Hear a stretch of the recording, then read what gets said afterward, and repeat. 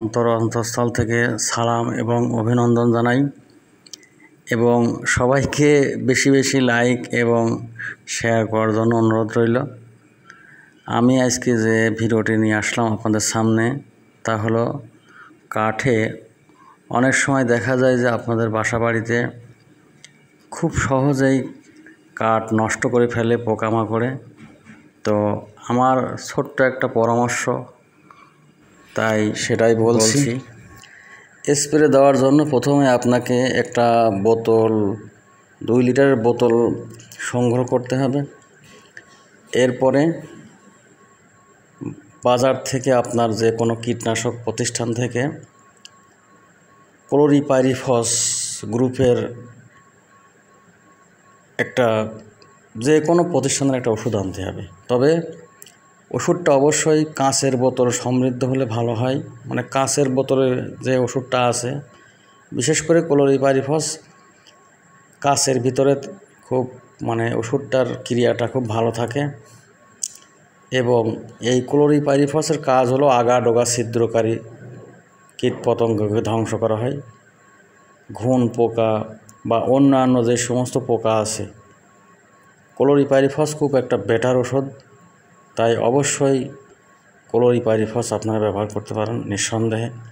যে কোনো কাঠে একবার স্প্রে দিলে আপনি 2 বছর অনায়াসে আপনার সেই চৌকি হোক বা খাট হোক আর যে কোনো আসবাবপত্র আপনার 2 বছর নিরাপদ থাকবে, কোনো সমস্যা নেই। তাই আপনার বোতল পরিপূর্ণ পানি দিয়ে একটু ভরবেন না, কারণ বোতলটা অবশ্যই একটু খালি রাখবেন যাতে আপনার স্প্রে দেওয়ার সময় পরিপূর্ণ বাতাস পায়।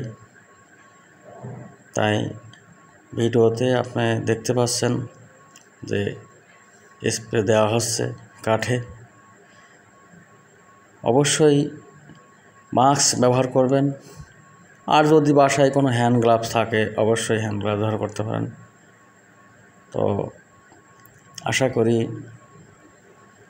যদি আমার ভিডিওটা যদি একটু আপনাদের কাজে আসে, অবশ্যই গঠনমূলক কোনো কথা অবশ্যই লিখবেন।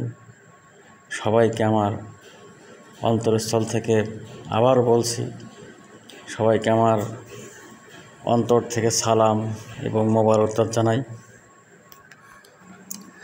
2 লিটার পানির মধ্যে দিয়ে 7 মিলি অথবা 8 মিলি ওষুধ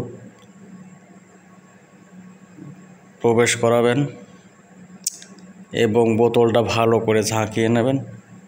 ওষুধটা দেখবেন যে সাদা হয়ে গেছে এবং ক্লোরিপাইরিফস একটু গন্ধযুক্ত। তো যাই হোক, মুখে মাস্ক ব্যবহার করবেন, সুন্দর মতো এপাশ ওপাশ করে সুন্দর মতো স্প্রে দিয়ে ভিজিয়ে দেবেন। এবং বাসা বাড়িতে যদি কোনো জাপ পোকাযুক্ত কোনো যে কোনো তরি তরকারি যেমন লাউ, সিম বা অন্যান্য যে সমস্ত সবজি আছে, সেখানে জাপ পোকার জন্য আপনি ক্লোরিপাইরিফস ব্যবহার করতে পারবেন।